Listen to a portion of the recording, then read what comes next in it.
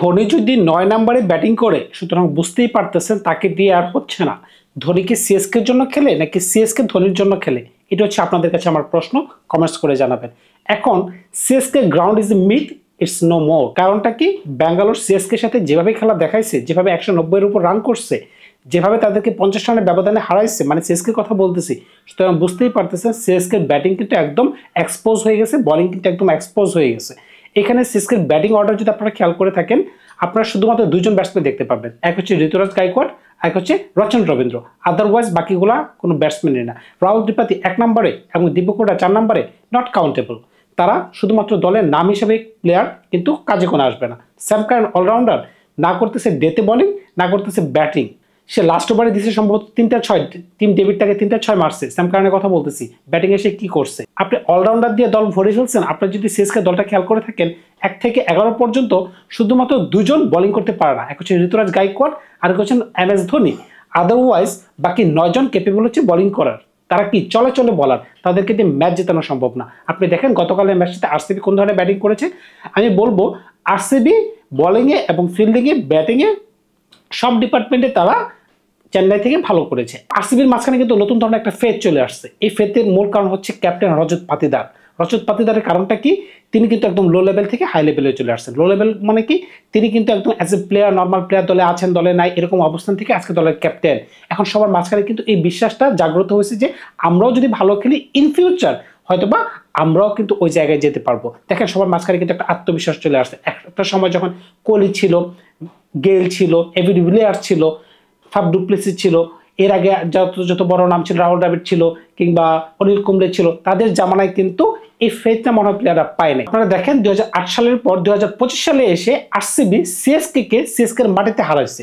এই যে মিথটা ছিল যে সিএসকে এর মাটিতে সিএসকে হারানো যাবে না, সিএসকেতে খেলতে যাওয়ার আগে ডিমোরালাইজড হয়ে যেত, কিন্তু এখন কিন্তু আর সেটা হয় নাই। সুতরাং বুঝতেই পারতেছেন এইবার কিন্তু আরসিবি একটু অন্য মুডে রয়েছে। এখন আরসিবির বোলিং নিয়ে যদি কথা বলেন, আরসিবির মাঝখানে কিন্তু 3 জন বোলার খুবই ভালো বোলিং করতেছে। দেখেন হ্যাজেলউড আপনাকে পাওয়ার প্লেতে উইকেট এনে দিচ্ছে। ভুবনেশ্বর কুমার, ইন্ডিয়ার one of the most consistent bowler, সে কিন্তু আপনাকে পারফরমেন্স দিচ্ছে। এমনকি ইয়াস দেয়াল আপনাকে উইকেট এনে দিচ্ছে। মজার কথা কি, লিভিংস্টোন পর্যন্ত আপনাকে ভালো সঙ্গ দিতেছে। এর থেকে ভালো জিনিস আপনি কি হতে পারে? এখন আজকে যে ম্যাচটি নিয়ে আমি কথা বলতে চাই, সেই ম্যাচটি হচ্ছে রাজস্থান ভার্সেস সিএসকে। এই ম্যাচটি অনুষ্ঠিত হবে রাজস্থানের মাটিতে। সুতরাং বুঝতেই পারতেছেন সিএসকে কিন্তু চাপে থাকবে, কারণ সিএসকে কিন্তু এক্সপোজ হয়ে গেছে, তাদের না আছে ব্যাটিং, না আছে বোলিং। সুতরাং এই অবস্থায় যদি কিভাবে রাজস্থানের সাথে খেলবে, এটা হচ্ছে বড় প্রশ্ন। এখন রাজস্থানও যে খুব ভালো একটা পর্যায়ে আছে সে কথা কিন্তু আপনি বলতে পারবেন না, কারণ রাজস্থান তাদের ইতিহাসে 2টা ম্যাচ টানা হারে নাই। 2008 থেকে 2025 পর্যন্ত যদি আপনি আইপিএল ইতিহাস তুলে ধরেন, যখন শ্যান ওয়াটসন ক্যাপ্টেন ছিল, শ্যান ওয়ার্ন ক্যাপ্টেন ছিল, রাহুল দ্রাবিড় ক্যাপ্টেন ছিল, এখন এর মাঝখানে এমনকি সঞ্জু স্যামসন ছিল, এই তারা কিন্তু কেউই টানা 2টা ম্যাচ হারে নাই। কিন্তু রয়্যাল পরাগ যে কিনা টাকা দিয়ে পা ভক্তি করায়, পায়ে এনে ভক্তি করায়, বুঝতেই পারতেছেন এই ধরনের প্লেয়ার যখন ক্যাপ্টেন, তো দলের অবস্থা তো এরকম হতেই পারে। রাজস্থানের ব্যাটিং অর্ডার এবং বোলিং অর্ডার যদি খেয়াল করে থাকেন, আপনারা খেয়াল করে থাকবেন অনেকগুলো কি প্লেয়ার গত সিজনে যারা পারফর্মার ছিল এই সিজনে কিন্তু নাই। যেমন আশ্বিন ছিল, চাহাল ছিল, ট্রেন্ট বোল্ট ছিল, তারপরে ওপেনিংয়ে জস বাটলার ছিল।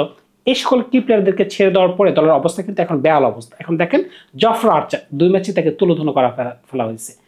ডিকক যেভাবে তিনি পরবর্তী ম্যাচটাতে, মানে আগের ম্যাচটাতে তিনি যেরকম খেলেছেন আরআরের বিরুদ্ধে, বুঝতেই পারতেছেন কোনো বলারকে তিনি ছাড় দেন নাই। এখানে মহিস্তিক সানা বলেন, হাসারাঙ্গা বলেন, হাসারাঙ্গাকে তারা 5 নম্বরে প্রমোশন করাইতেছে। এটা কোনো কথা হইলো? এইভাবে যদি চলতে থাকে তাহলে আরআরের কোনো উন্নতি হবে না। এখন আরআরের কিভাবে উন্নতি হতে পারে? আরআরের উন্নতির জন্য আমি তো কোনো প্লেয়ারই খুঁজে পাচ্ছি না। আপনারা যদি আরআরের বেঞ্চে দেখেন, তেমন কোনো প্লেয়ার আপনি দেখবেন না যে বেঞ্চে বসে আছে, তাদেরকে আপনি তুলে দলে ঢোকাইবেন।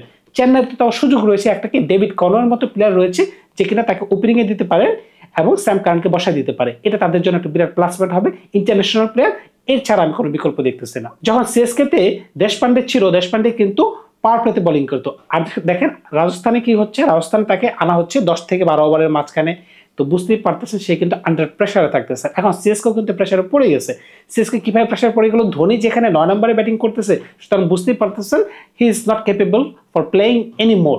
তো তাকে কেন খেলানো হচ্ছে? এটা কি আইপিএল এর প্রয়োজনে তাকে দিয়ে কি মানুষ আনা হচ্ছে? এটা কি একটা আইপিএল এর ফ্র্যাঞ্চাইজির একটা মানে কৌশল বলা চলে, নাকি আইপিএল ম্যানেজমেন্টের একটা কৌশল বলা চলে? এটা আপনাদের কাছে আমি প্রশ্ন রাখলাম। আবারও আপনারা এই যে একটু কমেন্টস করে জানাবেন। সিএসকে এবং আরআর এর মাঝখানে এখন এরকম একটা প্রতিযোগিতা চলতেছে, কার থেকে কে বাজি পারফরমেন্স করবে এই হচ্ছে কথা। এখন তাদের মাঝখানে তো একজন জয় হবে, এটা তো নিঃসন্দেহের ব্যাপার, যেহেতু তাদের মাঝখানে খেলা। কিন্তু সিএসকে এর মাঝখানে একটা জিনিস কে আসতে পারে পরিবর্তন, সেটা আমি বলে দিই, যে ডেভিড কনওয়ে সরাসরি দলে ঢুকে যাবে। কারণ রাহুল ত্রিপাঠীকে দিয়ে আমি মনে করি না তারা আর কোনো লাভবান হবে।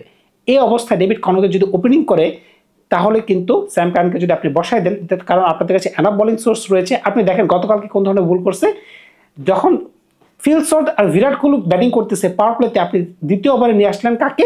আশ্বিনকে। আশ্বিনের মতো বলার যদি দ্বিতীয় ওভারে বোলিং করেন এবং যখন সার্কেলের মাঝখানে, তো বুঝতেই পারছেন তাকে তো পিটানো হবে। 16-17 রান তিনি দিয়ে দিয়েছেন। খেলার মোমেন্টাম কিন্তু এভাবে ব্রেক হয়ে যায়। ধোনি এইবারের টুর্নামেন্টে যদি আপনি সবচাইতে আলোচিত দুটো দিক খেলা করে থাকেন, আলোচিত দুটো দিক হচ্ছে তিনি দুটো স্ট্যাম্পিং করেছেন খুব সুন্দর, আদারওয়াইজ তার পারফরমেন্স জিরো। আরেকটা জিনিস কি করতেছে, স্যাম কার্নকে খেলাইতেছে, কিন্তু জিমি ওভারটন যে কিনা ইংল্যান্ডের জাতীয় দলের অংশীদার, মানে অংশ, তাকে খেলানো হচ্ছে না। আপনি বুঝতে পারতেছেন সিএসকে কোন ধরনের মানে অন্ধকার জগতে আছে, কাকে খেলানো উচিত কাকে খেলানো উচিত না। দেখেন ডেভিড কনওয়ে সিএসকে খেলাইতেছে না, ধরে নিলাম কেন? কারণ নিউজিল্যান্ড দলে তার জায়গাটা এখন আর পার্মানেন্ট নাই। কিন্তু ডেভিড কনওয়ে যে ধরনের প্লেয়ার, এখন আপনার কাছে তো অন্য ধরনের কোনো ব্যাকআপ নাই, এখন তো তার প্রতি না গেলেও আপনার লস, তাকে না নিলে আপনি আর সামনে আগাইতে পারতেছেন। এখন রাজস্থান কি করবে? রাজস্থান তাদের বোলিংকে কিভাবে স্ট্রেংথ দিবে? মহিষ দীক্ষিত তো ভালো বোলিং করতেছে না, জফরা আর্চার বোলিং করতে পারতেছে না, হাসারাঙ্গা ভালো বোলিং করতে পারতেছে না, দেশপান্ডে ভালো বোলিং করতে পারতেছে না, সন্দীপ শর্মা ভালো বোলিং করতে পারতেছে না। তারা কিন্তু বিশাল চিন্তায় রয়েছে। ব্যাটিং এর কথা যদি বলেন, স্যান্ডু স্যামসন ভালো ব্যাটিং করতে পারতেছে না, জ্যাসল ভালো ব্যাটিং করতে পারতেছে না, রায়ান পরাগ ভাড়াকৃত যিনি ভক্ত নিয়ে আসেন তিনি ভালো ব্যাটিং করতে পারতেছেন না, ধ্রুব জুরেল ভালো ব্যাটিং করতে পারতেছেন না। একটা ম্যাচ যদিও তিনি করেছেন, হিটমার্কে তারা দলে রেখে তারা কি করতেছে, দলে তারা ঢুকাই দিতেছে ইম্প্যাক্ট প্লেয়ার। সুতরাং বুঝতেই পারতেছেন দলের মাঝখানে কিন্তু ওই ধরনের কমিউনিকেশন নেই আমি বলবো। তো দেখা যাক তারা কোন ধরনের প্লেইং ইলেভেন নামায়। আমার দৃষ্টিতে যে ধরনের প্লেইং ইলেভেনটি হতে পারে এই ম্যাচে, সেটি আপনাদেরকে জানাচ্ছি। দুই দল কিরকম হতে পারে সেটা আপনাদেরকে একটু ডিসপ্লেতে দেখাই দিচ্ছি। প্রথমে যদি চেন্নাইয়ের দলটি কেমন হয় সেটি যদি আমরা একটু ডিসপ্লেতে দেখে নিই, তাহলে দেখা যাক কেমন। রচনা রবীন্দ্র 1 নম্বর, ডেভিড কনওয়ে 2 নম্বর, 3 নম্বর ঋতুরাজ গায়কোয়াড়, 4 নম্বর রাহুল ত্রিপাঠী কিংবা দীপক হুডা থেকে আপনি একজনকে নিতে পারেন, 5 নম্বর শিবম দুবে, 6 নম্বর রবীন্দ্র জাদেজা, 7 নম্বর MS ধোনি, 8 নম্বর রবি আশ্বিন, 9 নম্বর নূর আহমেদ, 10 নম্বর পাতি রানা, 11 নম্বর খলিল আহমেদ। তো বুঝতেই পারতেছেন, আপনারা তো সবাই ভালো করে জানেন ইম্প্যাক্ট প্লেয়ারের একটা সুযোগ রয়েছে এখানে, কিন্তু চেন্নাই যে কোনো একজন ব্যাটসম্যান কিংবা বলার কিন্তু অ্যাড করাতে পারে। এই জিনিসটা আমি আপাতত দলে রাখলাম না, কারণ ইম্প্যাক্ট প্লেয়ারের রুলটির সাথে আমি একাত্মতা পোষণ করে না, তাই ইম্প্যাক্ট প্লেয়ারের অপশনটা আমি রাখতেছি না। এটা দলের ব্যক্তিগত ব্যাপার, তারা কাকে দলে ইনক্লুড করবে, কাকে দল থেকে বাদ দিবে ইম্প্যাক্ট প্লেয়ার হিসেবে, সেটি আপনাদের উপর আমি ছেড়ে দিলাম। এখন সিএসকের বিরুদ্ধে রাজস্থান দলটি কেমন হবে সেটি একটু আপনারা একটু এক নজরে দেখে নেন। 1 নম্বর জয়সওয়াল, 2 নম্বর স্যামসন, 3 নম্বর নিতেশ রানা, 4 নম্বর রায়ান পরাগ, 5 নম্বর ধ্রুব জুরেল, 6 নম্বর হেটমায়ার, 7 নম্বর হাসারাঙ্গা, 8 নম্বর স্পটটি আমি খালি রাখতেছি, 9 নম্বর থিকসানা, 10 নম্বর তুষার দেশপান্ডে, 11 নম্বর সন্দীপ শর্মা। 9 নম্বর স্পটটি আমি এই কারণে খালি রেখেছি, আপনারা কি আবার জফর আর্চারকে দেখতে চান নাকি ফাজল ফারুককেও কি দেখতে চান? আমার মনে হয় ফাজল ফারুক একটু বেস্ট অপশন হবে, তাই আমি এই ম্যাচে অন্তত ফাজল ফারুকের সাথে যাব। তাকে একটা ম্যাচ রেস্ট দিতে চাই, তিনি দেখুক বাইরে বসে থেকে কিভাবে নিজেকে এনজয় করা যায়, কিভাবে গেম নিজেকে ইমপ্রুভ করানো যায়, নিজের প্ল্যান কিভাবে ইমপ্রুভ করানো যায়, সেটা নিয়ে আমি বলবো যে রাজস্থান এত বেশি শক্ত টিম না, কারণ তাদের ব্যাটিং অর্ডার যথেষ্ট পরিমাণে দুর্বল। আপনারা যদি রাজস্থানের ব্যাটিং খেয়াল করে থাকেন, প্রথম 6 জন বা 5 জন কিন্তু ইন্ডিয়ান ব্যাটসম্যান, 6 নম্বর সম্ভবত হেটমায়ার। সুতরাং বুঝতেই পারতেছেন 6-এর পরে তাদের কোনো ব্যাটসম্যান নাই, হয়তোবা ইম্প্যাক্ট সাব হিসেবে একজন ব্যাটসম্যান যুক্ত হবে।